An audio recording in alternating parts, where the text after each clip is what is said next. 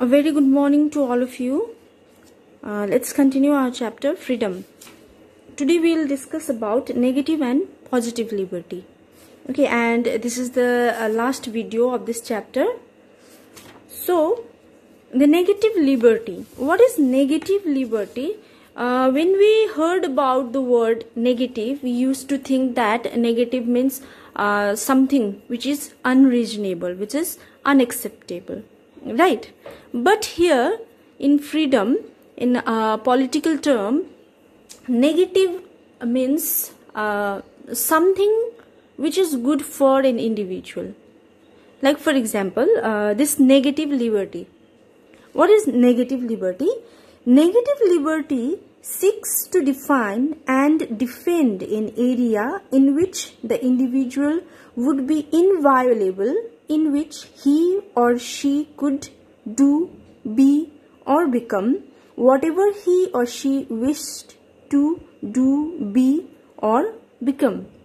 So, negative liberty means an individual, he can do whatever he wanted to do or whatever he wanted to be or become or he likes to do without any interference, without any external interference. That is called negative liberty.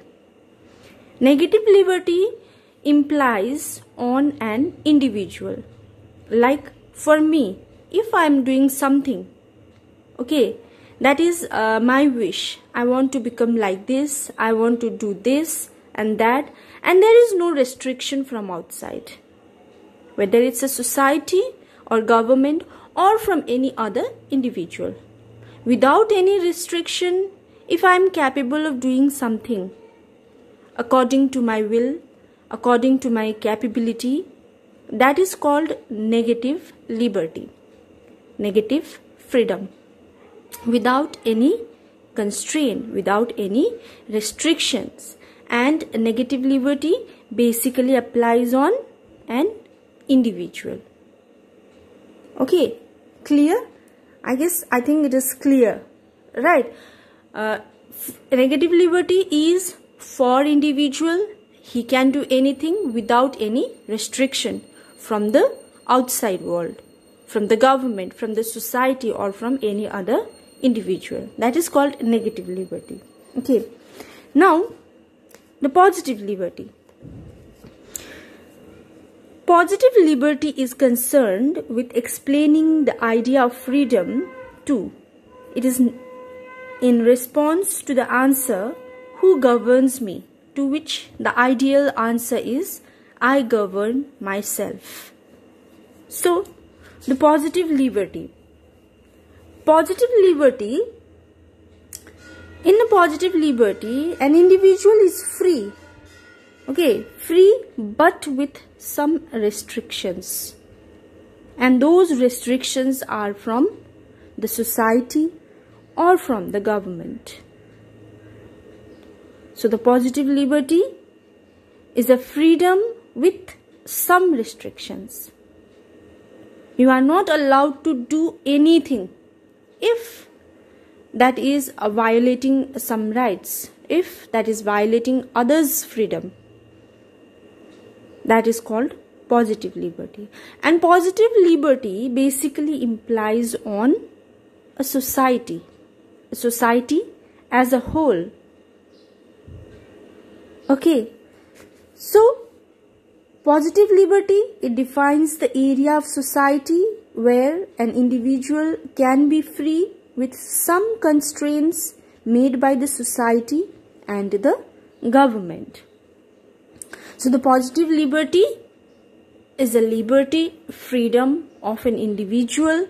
It implies in the society with some constraint or some restrictions from the government or the society. Okay, this is called positive liberty. Now, let us discuss about the difference between the negative liberty and the positive liberty. Negative liberty focuses on an individual without any restrictions.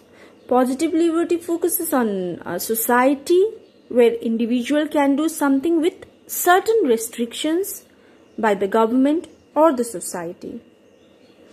Negative liberty is not concerned with the conditions of the society. I have to do something for the society. I have to govern the society. This is not applicable in negative liberty. Negative liberty is not concerned with the society, whereas positive liberty concerned the condition of the society as a whole. Okay.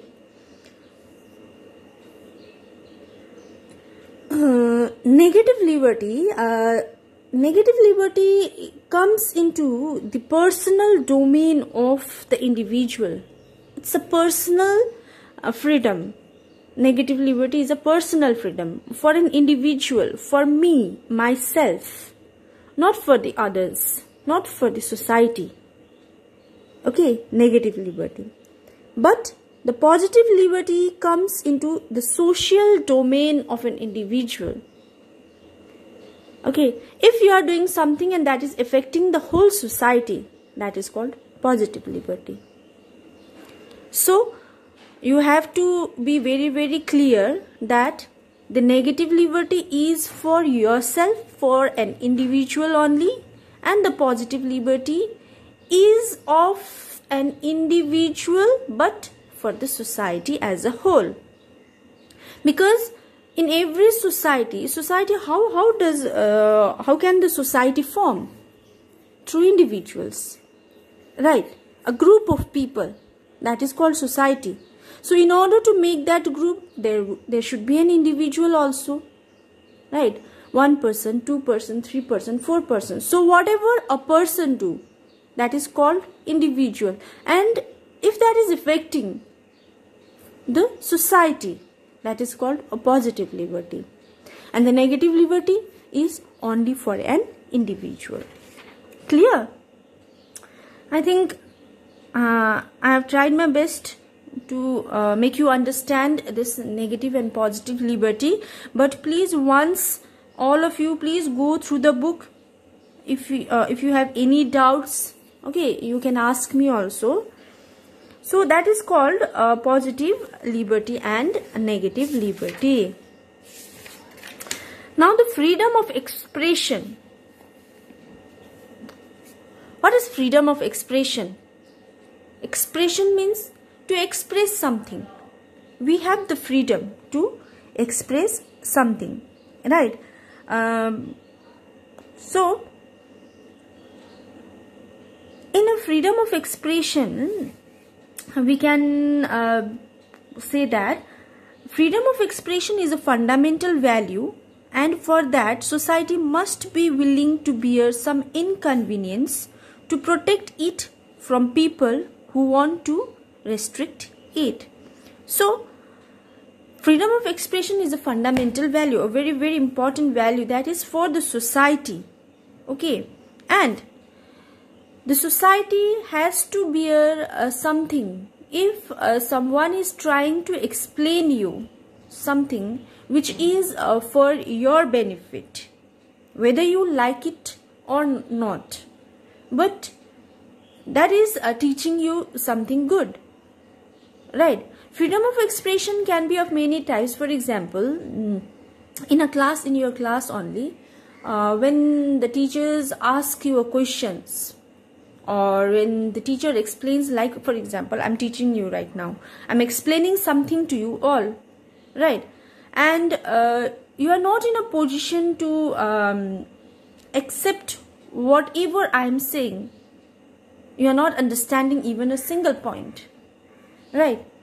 But that time, because in a class there are few or so many students, not few, so many students, almost 30 to 30 plus, right? So every individual has their own opinion, and I'm teaching something. Some of the students are getting my point, they are understanding, but few students, they were not able to understand a single point. At that time, Those students have the freedom of expression. They can express themselves. They can say, they can stand up and say, "Ma'am, I'm not getting your point." Not even a single one. "Could you please explain it again?" That time, other students who understood everything, they will say, "No, ma'am, we have understood everything." Because they don't want to hear the same point again and again. Right? But those who are asking the questions, it is my duty to explain to them whether the others like it or not. I have to explain. So, sometimes the freedom of expression, when other peoples are restricting it, the other students, they did not want it to hear again and again. They are restricting, but I have to explain. I have to fulfill your desire. Right? That is called freedom of expression. They have expressed themselves with restrictions, and it is my duty to explain. Okay? So, to protect it from people who want to restrict it. Sometimes people want to restrict it, but we have to protect our freedom of expression. Voltaire said, "I disapprove of what you say, but I will defend to death your right to say it."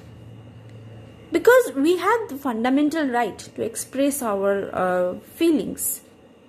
Okay, I did not agree with you. Whatever you're saying, I did not agree with you. But I cannot snatch your right to voice, your right to speak. You have the right. You have the fundamental right to speak out whatever you feel. So that is called freedom of expression. If we are not coerced into accepting the condition, then we cannot claim that our freedom has been curtailed. Because in order to utilize your freedom, you have to accept certain restriction or certain constraints. That is called freedom. Freedom without restriction is not good for society as a whole. That is the reason our constitutional